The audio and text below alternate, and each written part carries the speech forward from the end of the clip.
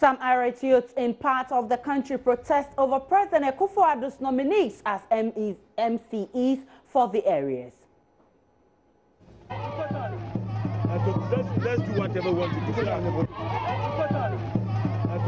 Let's do whatever we want to do. Let's do whatever we want to do. Let's do whatever we want to do. Also, anti-corruption campaigners are worried the dent on Parliament's image with regards to corruption may not go away anytime soon, as 3 sitting MPs and a former MP have been cited by the UK High Commission for visa fraud.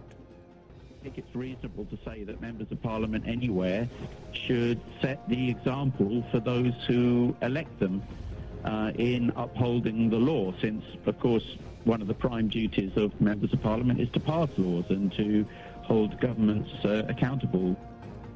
This follows a series of similar corruption allegations leveled against Parliament, and which many feel the House has been trying to shield. Well, Majority Leader Chairman Sabonsu says he's disappointed with this situation.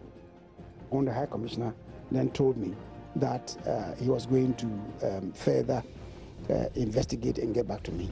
And he also said I should also do my own investigation and get back to him. Okay. Only to wake up and be bombarded with this today. And I'm sorely disappointed with what has happened.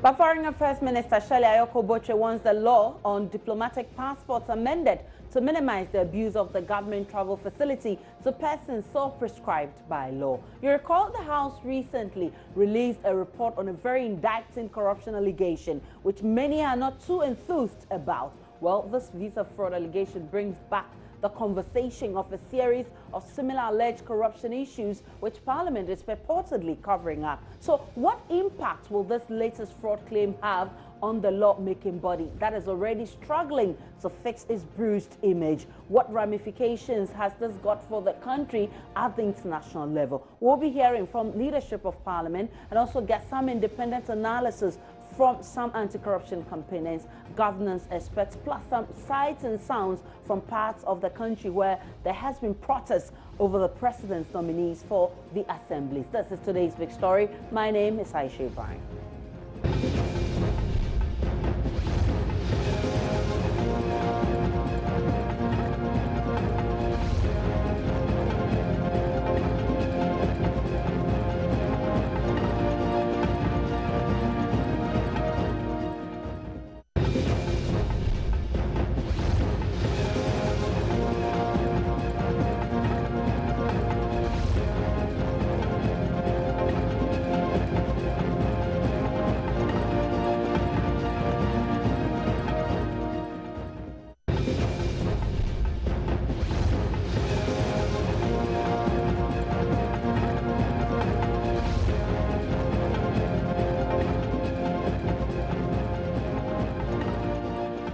Well, in a petition to Parliament, the UK High Commissioner has recounted stories of an alleged visa fraud. The 4 MPs involved are MP for Bia Ace Richard Echampo, who aided his wife to the UK and has not returned to Ghana.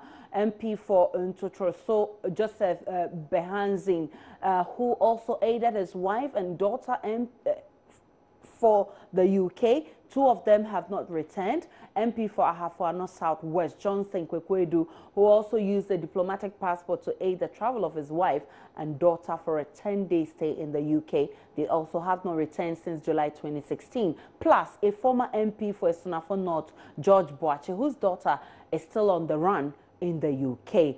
We'll be listening to the majority leader, who says he's disappointed with this situation. I have been contacted by the High Commissioner. The Speaker has also called me to discuss the letter that was communicated to him from the High Commissioner. And we've had some discussions, and we've spoken to the members of Parliament, both new and continuing, on this matter. And as far as the persons cited are concerned, I would say that when the High Commissioner he invited me and briefed me. That is subsequent to his writing to the Speaker. When he invited me to his office as the majority leader and leader of the House, he explained further to me the alleged commissions of the members and former member of Parliament. I interrogated them. Some of them gave various conflicting responses. I mean, responses that contradicted what the High Commissioner had told me. As in, they didn't admit to some of the allegations that are contained in this. The fundamental point being this. One of them indicated to me that the person that he traveled with had returned, even though the High Commissioner insisted that the person had not returned. And he said, if he doubted him, the person should be invited for the fingerprints to be taken, the biometrics to be taken, and it will register that is the same person that he traveled with. The other person, the Honorable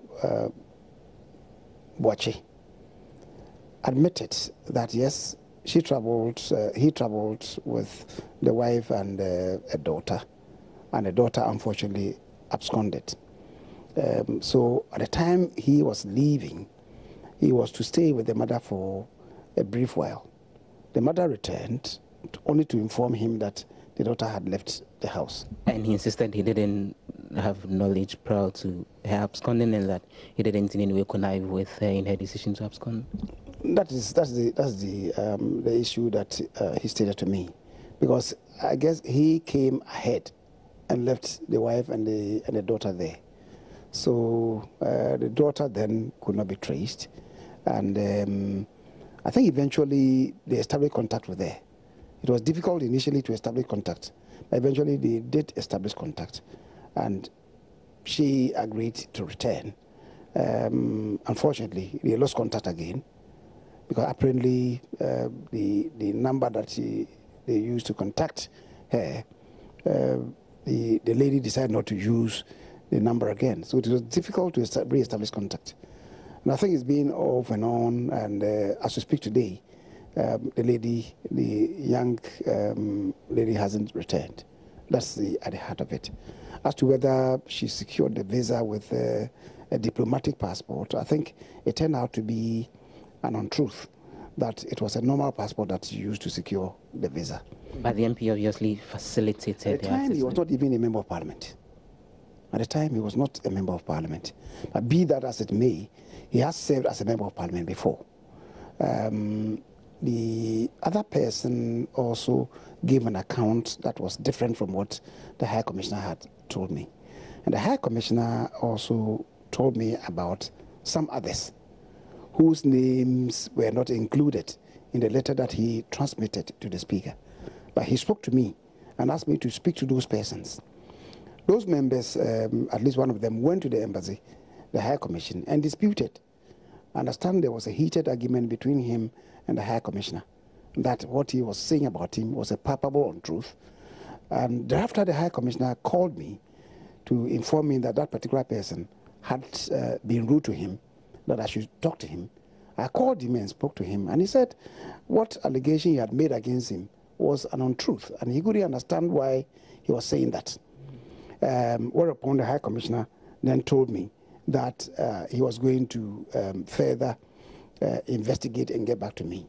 And he also said I should also do my own investigation and get back to him. Okay. Only to wake up and be bombarded with this today. And I'm sorely disappointed with what has happened.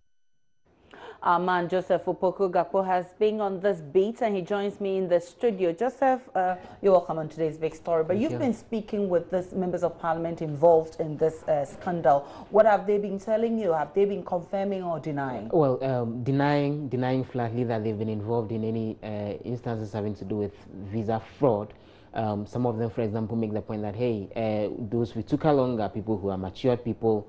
They didn't go on their personal visas, they went on their own visas, which may have been acquired thanks to their facilitation, but these are mature people who are very much on their own, went into the UK on their own. And so if the UK authorities really want to get hold of them, then yeah, they should go ahead and, you know, chase them down rather than trying to blame the members of parliament who helped take them along for this. But in most of the instances, it's their wives or their daughters and stuff like that. So how do they explain that? It's a little, interesting. For example, speaking to the member of parliament, who the Foswame, that's Osechi Mensah, who is also the majority leader. And then he made reference to one of the members of parliament, and then the daughter went there with him, and eventually that's the former member, the former member of parliament, exactly. and the daughter absconded. That's actually the position that they are all holding in this particular case. That those that they took there are people who, up to this stage, are quite matured, and so if you would want to deal with the issues involving them, deal with them personally, rather than drawing in members of parliament and their positions as MPs. And then in the end, then it gives the impression that there is some move to tarnish the image of parliament, which they are not exactly happy about. But some of them have indicated that they'll be responding directly to the issue soon. For example, we've gotten the indication that one of them would be, writing officially through his lawyers. But to seriously, the British Embassy this is their word against that of the UK High Commissioner. I think we should listen to him, to be fair, in discussing this matter. Well, I think there are two issues here. I'll take the diplomatic passport one first. Different countries have different policies, and again, that's their sovereign right in deciding who to issue diplomatic passports to. But obviously, the more people in any country that have a diplomatic passport, then the greater the risk of abuse, and the greater the risk of its status effectively being somewhat devalued. In the UK, the only people who get diplomatic passports are people like myself who are diplomats and are on duty overseas and are accredited. So when I go back to London after my posting here in Ghana, which sadly comes to an end soon, when I'm back in the UK in the summer, I have to hand in my diplomatic passport and then operate off my private one. And diplomats accredited overseas are the only people in the UK who have a diplomatic passport. So when, for example, Her Royal Highness Princess Anne was here a few weeks ago, she did not have a diplomatic passport. When our foreign minister, Boris Johnson, was here earlier this year, he does not have a diplomatic passport. No members of parliament in the UK have or ever have had a diplomatic passport. So there's an issue here, there's an issue around the world about who precisely is entitled to diplomatic passports in different countries. As regards members of parliament, anywhere in any country, I think it's reasonable to say that members of parliament anywhere should set the example for those who elect them in upholding the law, since, of course, one of the prime duties of members of parliament is to pass laws and to hold governments accountable for the implementation of those laws. Now, I do need to stress, as the vast majority of members of parliament we deal with are honourable, and they make applications in a straightforward way. But that makes it even more disappointing if there are a small number, incidentally, from both the main political parties, who betray that trust and who may be involved in deliberately trying to circumvent our visa policy, with the result that people end up illegally in the UK. Okay, so that was the UK High Commissioner clearly stating the facts of the matter. But of course, people are worried, Gakpo, that this could further dent the image of Parliament. You know, we're just coming out of a serious scandal or bribery scandal that got Parliament putting up an ad hoc committee to go into the matter. The report was just released recently, and many are not happy about the report. People feel that Parliament is covering up some of these shady deals.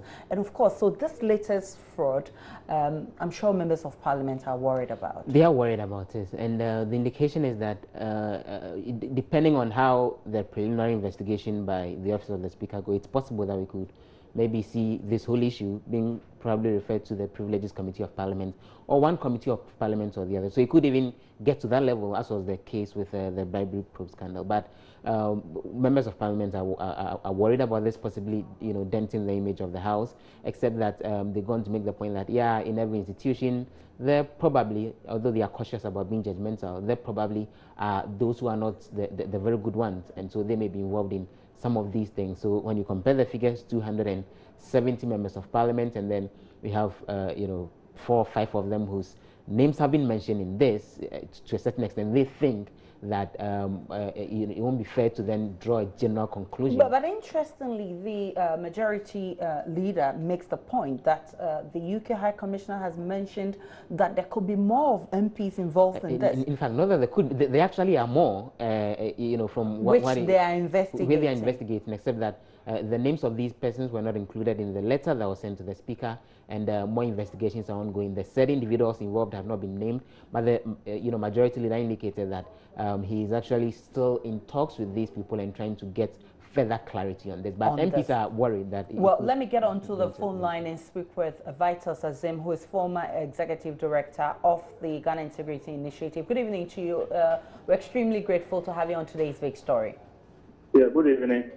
How does news of 3 incumbent MPs and a former MP involved in a visa fraud come across to you? In fact, we were told there are more, but Parliament is still investigating.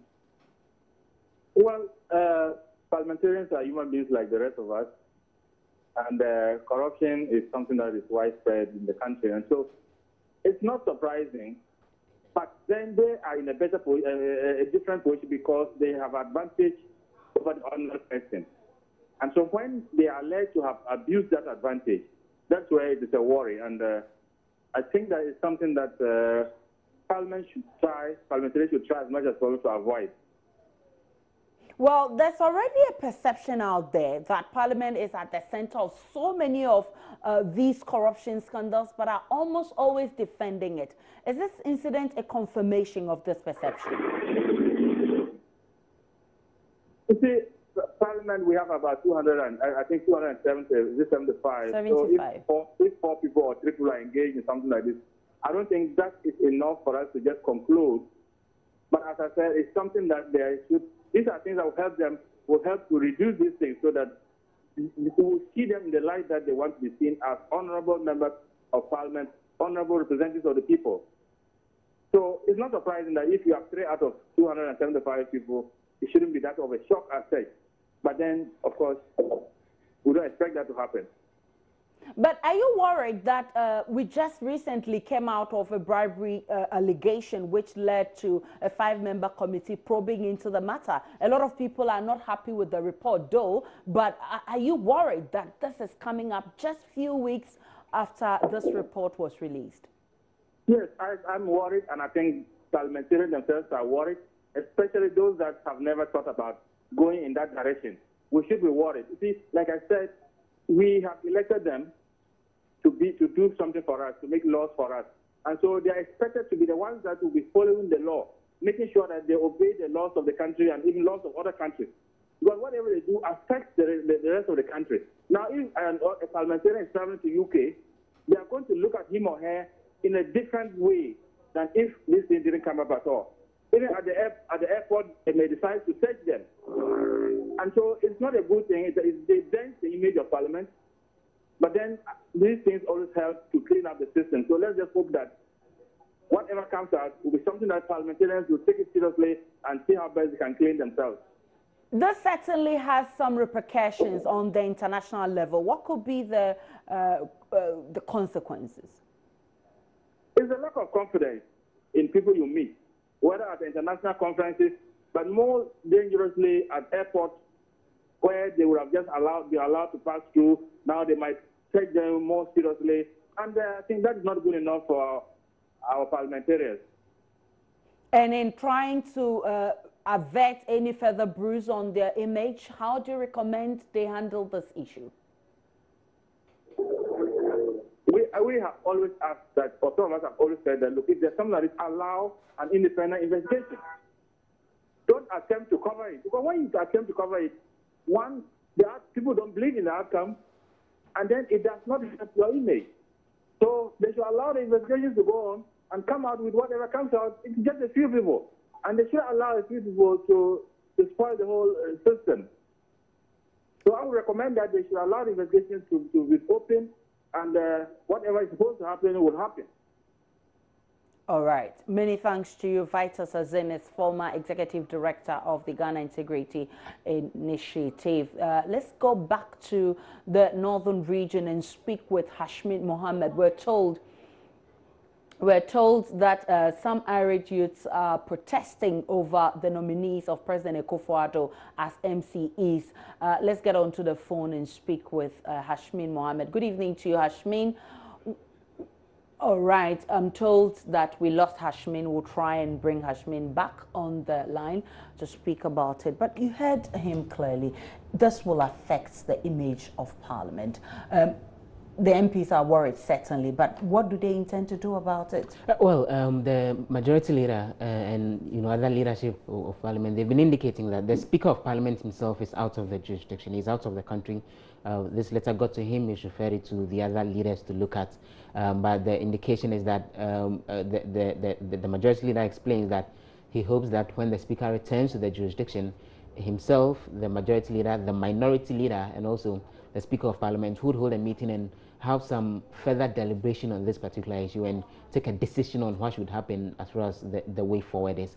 We understand that an official reply to the said letter has been sent to the British High Commission, indicating that yes, Parliament is willing and ready to get the MPs to cooperate with the Commission to further investigate this, get to the bottom of it, and ensure that all those who may have, probably helped facilitate some of these visits and the people still in that country illegally will be brought back. But they are worried about the fact that, for example, some of the people have been banned in quotes, not banned directly, but the indication is that for up to 10 years they won't be allowed to go back to the UK, which to a certain extent they are concerned may affect their work, but they hope to deal with it with the kind of investigation that is currently ongoing, led by the Speaker of Parliament himself. All right, let's get on to the phone lines once more. Hashmin Mohammed is there. Hashmin, good evening to you. What has led to this protest in Savlugu, Nanton? We're told that Zebila, or one of the other, Zebila, and we have also, all right, so what has led to this protest in all these districts we're hearing? Well, in the case of the Savlugu municipality and then Sandargu district, the Irish MPP youth are saying that the two female nominees that Nanado has appointed are not known to them. According to them, they were not part of the struggle that brought the MPP into power. And for Nanado to promise them that if he wins, he was going to reward loyalty and commitment to the cause of the MPP, only for him to turn around and send them nominees to serve in the districts who are not known to them is a big betrayal. And for them, these two female nominees in Savlugu Nanton municipality and then the Sandargu district will be so weak to fight for the cause of the MPP. They are saying that with the promises that the MPP government has brought before the Ghanaian people, if they are able to fulfill it, there is the tendency for them to win more seats in northern region. And these two female candidates cannot work hard to meet the dreams and aspirations of the youth. And so for that matter, they have set notice to the president that they will make the Savlugu municipality and Sandargu district ungovernable for his nominees unless he revoke their appointments immediately. So has the situation been controlled? We hear the police earlier fired gunshots. Can you confirm this? Yes, in the case of the Savlugu Nanton municipality, the police fired tear gas to disperse the crowd, but their numbers overshadowed the police, because I could count only about 5 police officers, and they pelted stones at them and they ran away. Right now, though, a reinforcement team made up of the police and military have just been dispatched to the two areas, that's the Sandargu district and the Savlugu Nanton municipality. So there's calm at the moment, but it doesn't look like the situation will die anytime soon. All right, many thanks to Hashmin Mohammed for the updates. So we're told that some youth, in fact, we have youth from Savulugu Nanton, we have youth from Zebila in the Boko West District, Bulsa North, we have from Mpoho District. All of them are protesting against the president's list of nominees for MCAs. You recall this morning the president released a list of some MCEs yet to be sworn in or yet to be approved. And you know the conversation that has gone on with the delays in releasing this list. And finally, the list is here and people are protesting. That's not the first time we've seen this. We see this almost every time there's a new MCEs for the assemblies. It's something that we always see. How do we resolve this? How do we curtail this is the question lingering on the minds of so many people. We'll try and get a governance analyst to respond to this. On the phone line is Francis Waja, who tell us what's happening in the Mpoho district. Good evening to you, Francis. What is the situation in Mpoho right now? Well, Aisha, in Mpoho, I think camp has not been restored. Initially, the protest was against the nomination of Ignatius After Mensah as the deputy chief executive for the area. Well, according to the party folks who protested yesterday, their view is that all the appointments are coming from the hometown of the MP, Alex Ejekum. And then the suspicion is that out of the two people who contested, Ignatius After Mensah is the favorite of the MP, Alex Ejekum, and he made sure that his interest was sustained and his subsequent nomination, his subsequent nomination as the DP. For now, the area is cool.